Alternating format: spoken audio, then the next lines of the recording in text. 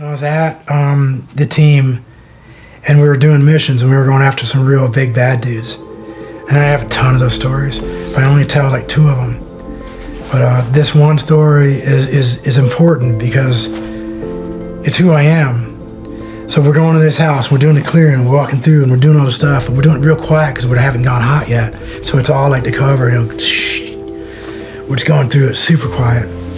And I get up through this room, and I get up these stairs, and I take this right, and at the end of this hallway, I didn't know how fast I was going pretty quick. But we're pretty good about that and checking stuff, but for whatever reason, I went through the door, and it didn't have the number 2, so I was going out there alone. And out on this rooftop, so it was a door that opened out on the rooftop. And you know, in Afghanistan, they sleep on the roofs all the time because it's really hot in there and they just want to be out in the cool air, and it's the stars. It's beautiful to sleep out there on these rooftops. Plus, it's the security points. So this guy was up there on security, pulling security for his family and for the compound. And he had the AK, and he's sitting there. And so basically, you see me, I have all the best equipment. You know, the lasers, the nogs, the night vision, all the stuff, and I'm using some terminology but night vision, the lasers, and the gun, and it's totally prepped out, my body armor, and we have our radios on the sides with the antennas and all that stuff. So if you look at me with this green glow in there, and there's all this tech, and there's lasers and all this stuff, I'm like an alien being, you know? I'm looking very high tech and very alien looking. And then I look at this guy, and you know, in retrospect, I look at this guy, and he's down there with bare feet and dirty and just raggy hair and his beard, and he had his one, you know, that thing they wear. And I used to know all these things. I used to speak some of the language, but I kind of washed all that out. But I see this guy up there, and he's laying there sleeping. He's just starting to wake up because there's some noise and stuff that's starting to happen, because even the animals start waking up in the compound, you know. So eventually people start waking. And the guy's just getting up, and he sees it, and he's reaching up, and he's got his AK, starts coming up at me. But I'm already off safe, and I'm figuring I'm going. It was a split second. I mean, I set a record at Shaw's shooting, you know, camp. You know, the plate shooting. I'm on that top 10 because I'm a fast shooter. And so I'm sitting there just waiting. I'm just there. And dude's getting up, and he's swinging up, and I'm going, don't. And I'm just looking at him going, don't do it. I'm in my head, and I'm just praying. It's like all of it's going, all my energy is going to that guy.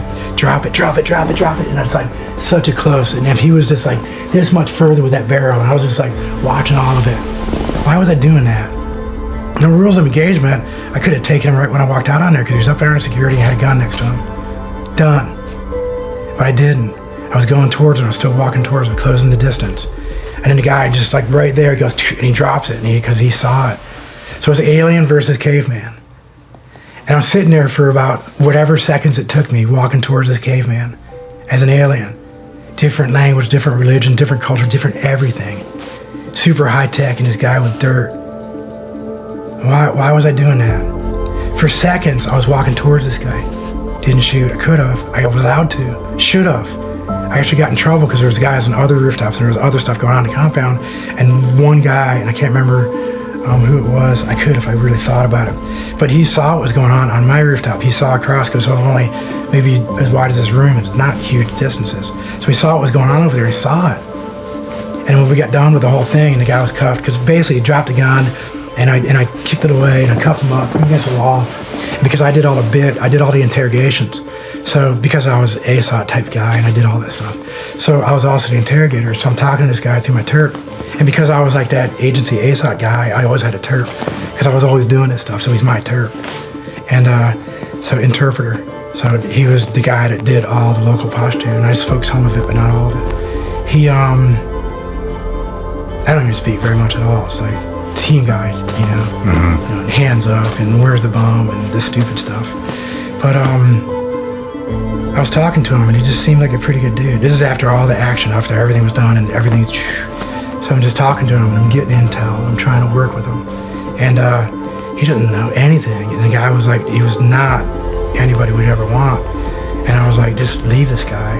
And then one of the other guys was like, no, we should take him, you know, get one. You got a guy, and he had a gun, he was security. I was like, no, man, I was gonna leave this dude. And so because I had enough voiceover, because I was the interrogator, and I was the guy doing all this stuff, and I was also the guy that ran source operations.